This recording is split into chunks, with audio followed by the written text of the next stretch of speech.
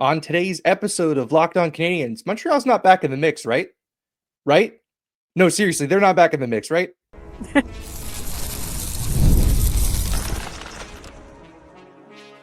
You're Locked On Canadiens, your daily podcast on the Montreal Canadiens, part of the Locked On Podcast Network, your team every day. Hello, everyone, and welcome into episode 1254 of Locked On Canadiens. Thank you for making us your first listen of the day. Wherever you subscribe to podcasts, doing that supports the show and ensures you don't miss an episode. As a reminder, we are free and available anywhere you get your podcasts. If you're at home, pull us up on YouTube. If you're in the car, pull up your podcast app. We're on it. You're probably listening to it right now. You don't even know it. That's how you can find us. We're free and available everywhere. Be sure to tell your friends. I am Ian Boiver, also known as @maybe_a_teen. I'm joined, as I always am, by the incomparable active stick, Laura Saba. Laura, a shutout in this economy? Can you believe this? That's it. It honestly, here's where I'm at with this. We are Montreal Canadiens fans. Everyone knows we can't have nice things. So Correct. when we get a nice thing, we have to really appreciate it. And this was a really nice thing. Yeah, we don't look a gift slap in the mouth. Lots to talk about in this one. I think maybe we'll start right off the top here with the game. Montreal wins 4-0 at home against Carolina. Their first regulation win over the Hurricanes since 2018. Their first shutout over the Carolina Hurricanes since 2015. And hang on to that. That will be that's a secret tool for later. We'll be talking about that later in the show. But look, it was a lot of the same that we not only saw the last game against Ottawa, but in their stretch of their dominance of all of those really good teams around the New Year's and holidays. That this was a lot of the play that we saw. No, it feels good, and it feels like they're consistently getting back to that form of play, right? Like does it seem like they've kind of turned a corner coming out of the Four Nations break? I think so. And I don't know necessarily if it was something to do with the rest as much as it was the mental break from it, right? I feel like when the Canadians had started on their slide, they had started second guessing themselves, and the body language wasn't great, and they kind of had just forgotten all the things that had made them successful.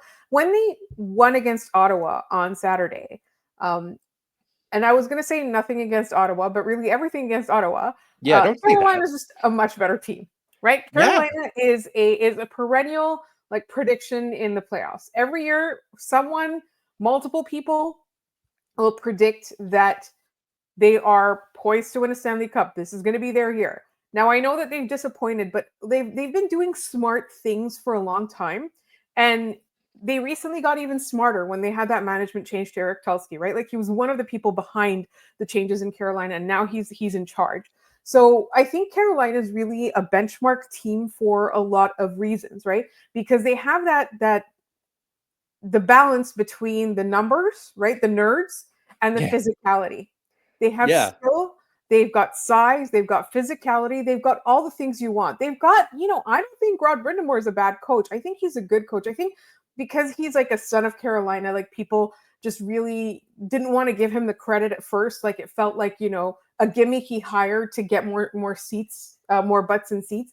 But I think Carolina is a standard. I don't know if I want to say they're the gold standard. I think that's more a Colorado, like that kind of team is a gold standard in my mind, but they are a standard. They're a standard for contention, playoff contention. How about that? We'll just call it that. And so with Montreal being able to not only, and they always have it in tough against Carolina. I think you said last year the Canadiens were swept by them, right? Yep, swept. They haven't beat them in regulation since 2018, which I will remind everybody was Jesperi Kotkaniemi's rookie season. That is how far back we're going. The last time there was a regulation win involving the Canadiens over the Hurricanes. History. Yeah. And so, for them to be able to do that against a team that good, I think we should enjoy it. And I think it really is, all the things that we were talking about while the game was going on, all the things that were going right for them when they were on that upswing are the things that are going right for them now, right? Like Suzuki's good, Slafkovsky's good, Patrick Laine is scoring on the power play, all of the things, right? Sam Montembeault is suddenly a good goaltender again. So, it's poor guy. I love him, but So I just think we should be able to enjoy this. Yeah, absolutely. We'll talk a little bit later about the mix and the dreaded thoughts of maybe they're inching their way back into those. But some points on the things that you said, because you made a lot of great points there. First of all, the Hurricanes are a well-run organization. They are. And I would like to believe there are some parallels between the way that Carolina has set up their front office and coaching staff and the way Montreal has. Their general manager is not a traditional how you get here general manager. Ken Hughes was an agent. Eric Tulsky, I mean, it seems rude to call him a blogger because, I mean, the guy is one of the most accomplished general managers. Just you look at like all of the degrees that he has and the thing, he's a legitimate genius. Yeah. And it's sort of funny that this is how he's using his talents. And it's scary to think that this team could get better. Wasn't he like a rocket scientist or something like that? And he was just blogging about numbers and like they hired him. Yeah. And like I see a really strong parallel between Marty St. Louis and Rod Brindamore in that they are both guys who have been there, done that, got the t-shirt, and they're guys that you'll run through a wall for, right? Like there's not a guy on that Hurricanes team that isn't listening to Rod Brindamore when he speaks. Like the guy commands your attention, and so does Marty St. Louis. So I find that to be a really nice balance that both of these teams have struck. Hopefully, it starts to pay dividends for the Montreal Canadiens. But on Sam Montembeault, his fourth shutout of the season, it's hard to believe. He's looking up in that stat category at one goalie, and that's Connor Hellebuck. He's tied with Jake Allen, funny enough, Kevin Lankinen, and UC Saros with 4 shutouts this season. So Sam Montembeault, I feel like fits a little bit into that Mike Matheson category of like he's really either high. incredible or not. Like those are the two standards. By the way, let's bring up the Matheson meter really quick. I'll get that pulled up. Okay. What did you think about Mike Matheson's night? I'm gonna put him at a 3. He didn't bother me at all. Yeah. I thought defensively he was really strong. Offensively, he wasn't able to accomplish much. But it's Maybe so funny. maybe he's like that too. Like it's either offensive or defensive. Yeah, exactly. Yeah. It's so funny too, because I'll just be on Blue Sky during the game and people will message me or they'll reply to my posts and be like, this is a Magic Mike night for sure. And the thought that I have somehow changed the way that people watch this player is horrifying to me. So Mike, if you're watching this, I'm sorry, but also you're welcome. Maybe I'm not sure how that works out. I'll put him at a 3.5. Okay. I think we'll give him if he added some offense, that's a Magic Mike night, no question. Yeah, that's 5 out of 5. Yeah, no doubt there. The one other development that I want to keep an eye on here is the Hudson Struble pairing. We've been hammering home that we wanted to see them tonight against Carolina. 72.7% of the expected goals. They were the best pairing for Montreal in that metric. We're entering a territory where this is no longer a fluke, and this might just be that this pairing is quite good. Anything else in this game? Imagine that at the beginning of the season? Whenever we talked about who they're going to play Lane Hudson with, Jaden Struble did not come up once. Even he wasn't Armor in the same Jack room as that conversation. Like that wasn't something anybody was thinking, and rationally so. Nobody should have been thinking that. But there's something about it that seems to work. And that's really good news for the Montreal Canadiens. And it's really good for Lane Hudson now that he has a defenseman that he can rely on to play strong defense. And Jaden Struble chipped in offensively too. The wrist shot that he took was the one deflected by Juraj Slafkovsky for the game's opening goal. So, there's offense there to be found too. Last thing, Owen Beck. Yes. He steps into the second line and the numbers don't look super impressive, but they did score. Yes. And we thought Beck got it for a moment, or at least got an assist on it as well. Your thoughts on his night stepping into that role in Kirby Dach's absence? I think the thing is, we talked about this before before we started recording. I think that's as good as that line is going to look, right? Yeah. That line is always going to look like that. So within that context, I think Owen Beck did an admirable job. He fit in seamlessly, right? I think that there's something about that combination of beings. I think it's just always going to be like that. Yeah, I think so too. And I think as long as Line A is moving at the speed that he is, he's going to be tough to expect much out of him in transition. Hopefully we see a more rehabbed version of his knee next season. I think that's the best case scenario for Montreal, but it doesn't seem like he needs it all that much. He had 3 points in this one. I believe he had 2 in the previous game against Ottawa. He's got 5 points in 2 games since coming back from playing for Finland at the Four Nations. Once he can move, it's over for everyone. It's so over. They're going to win the President's Trophy once he's able to flex that knee a little bit more. But yeah, just all in all, a really fun game from the Montreal Canadiens. I know I posted on Blue Sky, and I think a lot of people, this resonated with them, that mix or no mix, they're fun to watch again, which is all you really like at this point in the season. We've only got so many times that we're going to be able to see them before the season is over, regardless of whether or not they make the playoffs. It's nice, you mentioned we should get to enjoy these things. So enjoy this. It's nice to see them play to the level that we kind of have grown to expect from them, and maybe even a little bit more than that. If you told me they were going to shut out the Carolina Hurricanes, I would have thought that you were nuts. I didn't even think they even had a chance of winning. No, I didn't either. And that's what makes this game great, right? Like any given night, any one of these teams can win, and Montreal up and down was the better team against Carolina on Tuesday night. All right, we're going to move into our next segment where we are going to key in on the captain, who I know has taken a lot of flack from us on this show, but he's starting to step up in some really noticeable ways, and we'll get into that in just a minute. Let me guess, you just realized that your business needs to hire somebody yesterday. How can you find amazing candidates fast, easy? Just use Indeed. When it comes to hiring, Indeed is all you need. Stop struggling to get your job posts seen on other sites. Indeed sponsored job posts put your job at the top of the page and help you reach the right candidates faster. I've been in that spot in the past where you need to hire somebody, you're running out of time, the pressure's on, and every day without the right person feels like a setback. That's exactly when Indeed sponsored jobs can come in handy. They make sure your post is seen by the right candidates right now. Now you can speed up your hiring process with a $75 sponsored job credit. Just go to Indeed.com/lockedon right now and support our show by saying you heard about Indeed on this podcast. Terms and conditions apply. Hiring Indeed is all you need. All right, my friend, we're back, and we gave it to Nick Suzuki heading into that Four Nations break. I believe he went into that break with 1 point in the final 6 games before they went to and sat on a beach for a little while and forgot about the Montreal Canadiens for a few days. And he was pretty good against Ottawa, and I thought he was exceptional against Carolina. Yeah, 3.9. Yeah, he was all up and down the ice. I thought that his play on the power play was incredible, especially because, like we pointed out on yesterday or on the weekly forecast episode of this show, they were going to cover Patrick Laine on the power play like a blanket. And what that did was that Carolina said, you can beat us with anybody on the other side of the ice. 92 is not beating us. And Suzuki said, bet, I will beat you. They had a 5-on-3. It didn't look all that great. But later on, they got a power play. And Nick Suzuki said, I'm just going to do it myself. And fired a wrist shot that, I didn't even realize it went in until the horn started going off. Like, it's that kind of lethal wrist shot.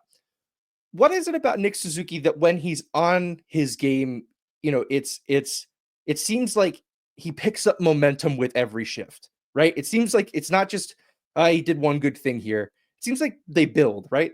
Yeah. I think Nick Suzuki has 2 modes. He's got the spite mode. And then he's got the cool as a cucumber mode, right? He never actually looks angry, but you get in his way, he's going to score on you. So that's what happened today. But and that was really just, a matter of him calling Carolina's bluff, so to speak.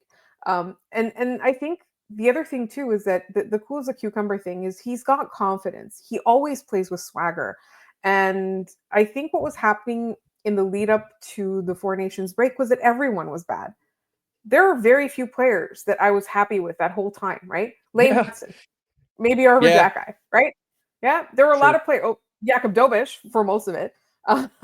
But yeah, there were very few players that were good at that time. So I feel like Nick Suzuki was just reflecting what was going on around him. And he had just gotten kind of in that muck and just didn't have that energy, didn't have that mental energy. And so for him to go away, come back, get a break. And you talked about it too, is that Nick Suzuki is always there. He is always playing. He's always there for charity things.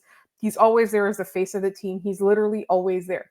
So he needed a break, and he doesn't, he doesn't generally get that period off because he's always going to the All-Star game. So I think part of it is just getting away from it all, kind of revisiting or remembering what makes him really strong. And I just think sometimes he gets it. Maybe there were some naysayers, maybe there were some doubters, maybe there was some criticism, including us. And he was just like, you know what? I'm just going to shut all of you up now. Yeah, and like I think that was a joke earlier on in the season where I would say something disparaging about the play of Nick Suzuki, and he would immediately make me eat crow. Like, and that, like, I love when players do that. I love when players recognize, not that he's reading my posts. Nobody should. They're in our walls. Yeah, I know. Well, and they put Beck on the second line, and we got a message from Scott that said Marty listens to the show. Look, you heard it. It wasn't me saying it. But just People the fact are that players, saying. yeah, people are more and more people are saying it. You're hearing it every day. No, it's with players like Suzuki, they know they're not playing well, and instead of wallowing in that, they kind of take pleasure in flipping the script in a very aggressive way. The first time I remember it happening this season was in that afternoon game against Buffalo, where the first line wasn't generating much, and then they came out in the third period and scored like 3 times. And Nick Suzuki led that effort. He drove that line.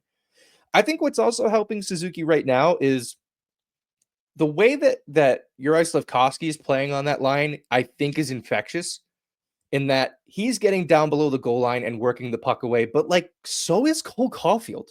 Like very small goals boy is still getting below the goal line and forcing things. He drew a penalty by coming around the back of the net and getting high sticked because he forced Brent Burns for the Hurricanes to make a play.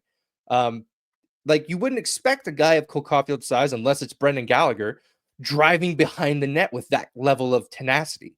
I think that, you know, the mandate went out that Juraj Slafkovsky needed to play more like Brady Tkachuk, but I think every player on that line has taken that to heart, and which can only help them, right? Like if Cole Caulfield's using whatever parts, however much of his body that he can to take the puck away, it's more time for those guys to have the puck. We've constantly talked about how it's impossible to expect anything from them when their defense can't move the puck up the ice to them, right? Well, now their defense can move the puck up the ice, and the Canadiens with that line on the ice can steal it and get it back. So it's all about puck touches. It's all about getting the puck and holding on to it in dangerous spots. And that line is doing everything they need to and everything they can to make sure that they have the puck more. I think with players like that too, like there's 2 types of players. There's players that collapse inward, and then there's players that look inward and turn it back out, right? And I think that's really it was just a matter of them remembering what makes them effective. That was it. Yeah. Yeah, I think so too. And it's another game where we get to see angry Slav. Wasn't as angry as the Ottawa game. Those games are always a little more charged. Because it's Ottawa, and they are there to make you angry. Right. And for what it's worth, the fight, that Ottawa started that. That was really Greg taking a run at a player in a game that was out of hand already. Spell your name right.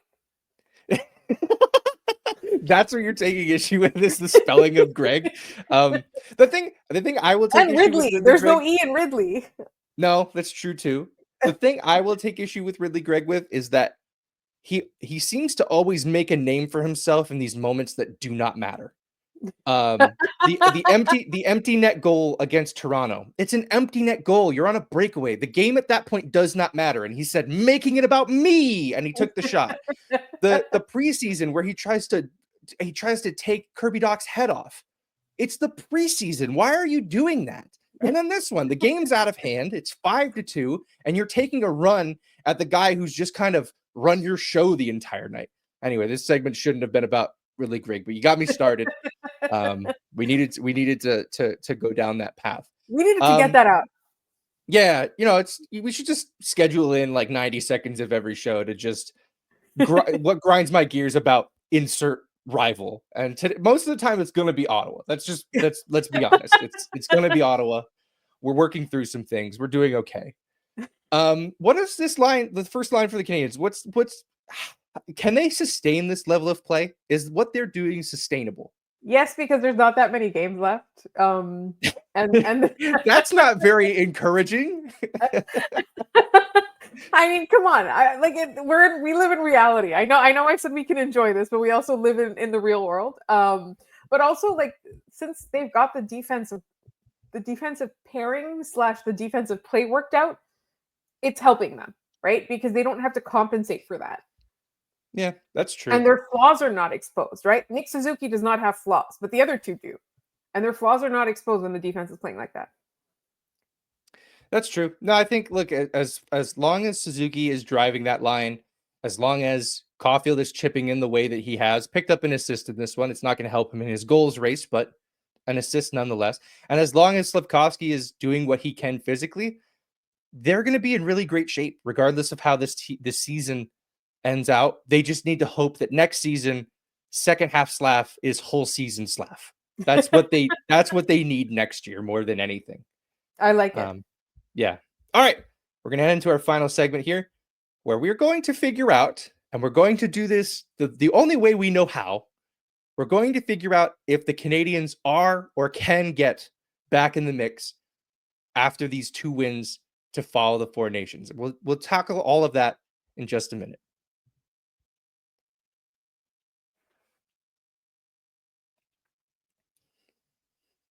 All right. So Montreal came out of the 4 nations and they have won 2 straight games, one against a divisional rival in Ottawa and a team that they are chasing for one of those final playoff spots, and followed it up with a 4-0 shutout over a very good NHL team in Carolina. After the win against Carolina, Montreal finds themselves with 59 points in 58 games, just above Bettman 500. You love to see it. That's fantastic. And they find themselves just currently 5 points out. It was 3, but Columbus ended up picking up 2 points against Dallas, so it's still an uphill climb, but they are now 3 points behind Ottawa, the New York Rangers, and the Boston Bruins. It seems like this is going to get tighter before we start to know what's going on. I teased it off the start of the show, Laura, and I'm going to give you the first crack at this. Are they back in the mix? Because the mix is nebulous, right? Like, it's not a real thing. We can sort of move the goalposts in whatever way we see fit. Are they back in the mix? Because I was going to answer your question with a question saying, define the mix, please. Nope. So no help on that one. You got to do it. I think, okay. So, well, the first thing is it looks like the Rangers are cooked. Like they refuse to die. Boy, but do they look cooked. They do. Holy cow, they look terrible. Yeah, they don't look good. Ottawa's battling inopportune injuries, right? They had Ullmark earlier, then they had Ullmark again, right? There's some issues with injuries there. But I think out of all of the teams that are quote unquote, let's say playoff bubble, Ottawa has the best shot.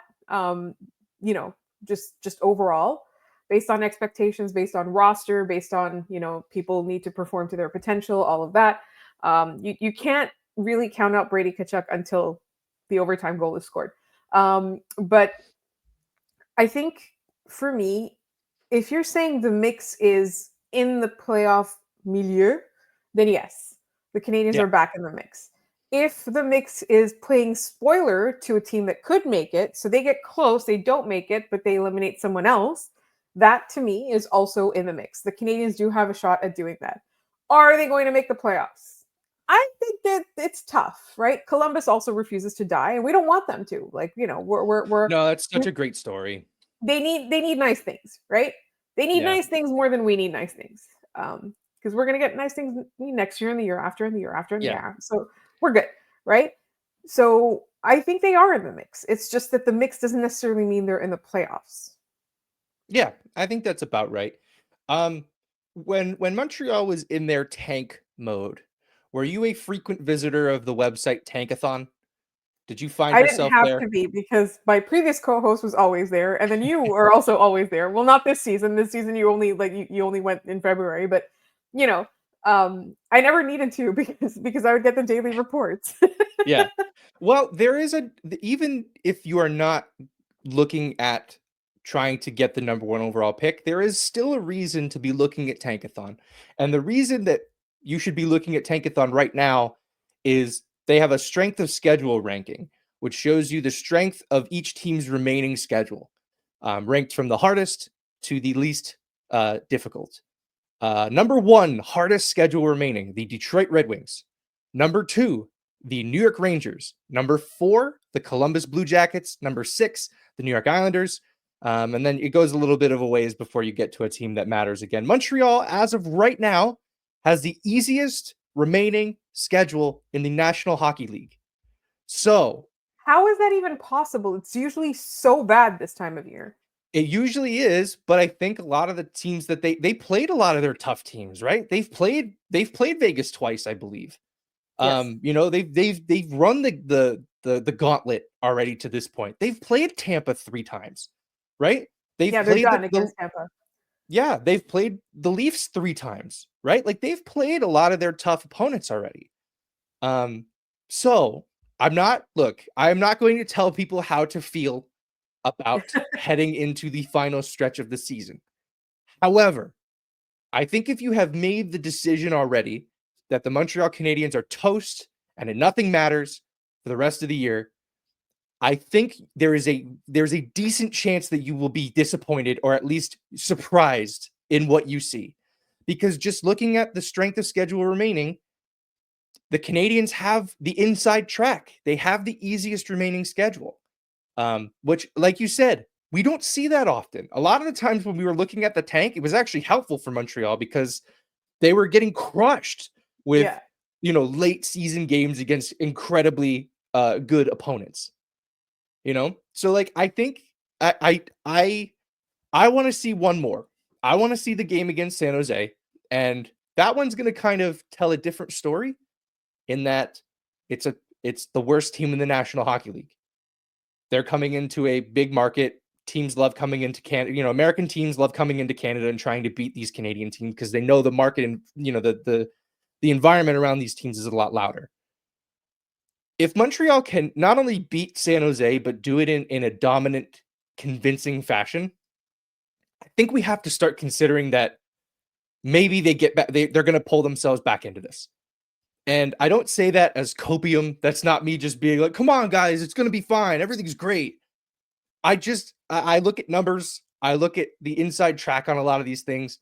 Detroit's not going to win forever like they have. Columbus is not going to win forever like they have. Ottawa's going through it right now.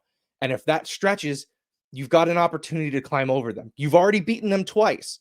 You've got 2 more against them, I believe. Yep. Those are huge games down the stretch. So I do not think the Canadiens are cooked. I think that they have come out of this break and they've shown us that not only can they win, but the way they're doing it is very reminiscent of how they were doing it when they were back in the mix and when they were holding a playoff spot. I'm not saying they're going to do it by any stretch of the imagination. I am saying that you should not be surprised if this time next week we're talking about them being 2 points out of a playoff spot and one good night from being back in one. That's all I'm saying. I was going to say, Ian, why are you guaranteeing playoffs for the Montreal Canadiens this season? I'm going to get radioed so hard. They're going to Ian said they're going to the playoffs. Like, who cares what I say anyway? Did you not notice we do funny stuff on the show? I didn't wear a hat this time, but there's usually a dumb hat being worn. There's a bit. There's always a bit. There's always a bit. This isn't a bit though. I'm serious. Like there's a legitimate chance that they surprise us here and pull themselves back in, especially if all of the teams above them start to peel back. Boston's already said they're going to try to sell. To what degree, we don't know yet. The Rangers, like you pointed out, holy cow, they're cooked. They look terrible. And I just think that the Canadiens have a better chance than we are giving them of climbing back into this. All right, let's do our trivia and then head out of here for the day.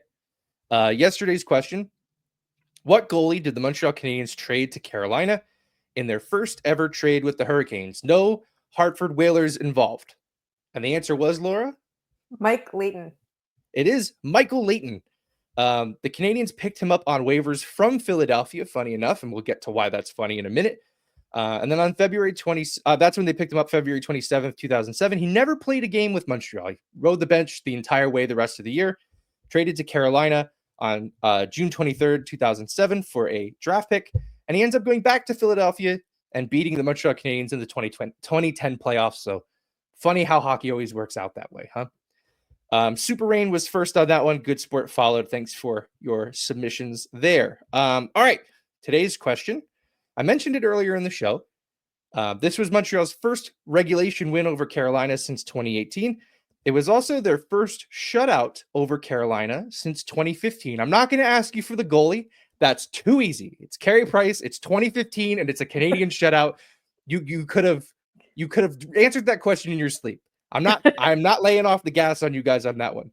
There were 4 separate goal scorers in that game. Montreal also won that game 4-0. Name the 4 goal scorers. You know all of these guys. If you watched that team back in 2015, you know them. If you have the answer, put it in the comments. Send it to us via email. We'll shout you out on the next episode of the show. But that's going to do it for us today on this episode of Locked On Canadiens. Thanks for making us your first listen of the day and for subscribing wherever you get your podcasts.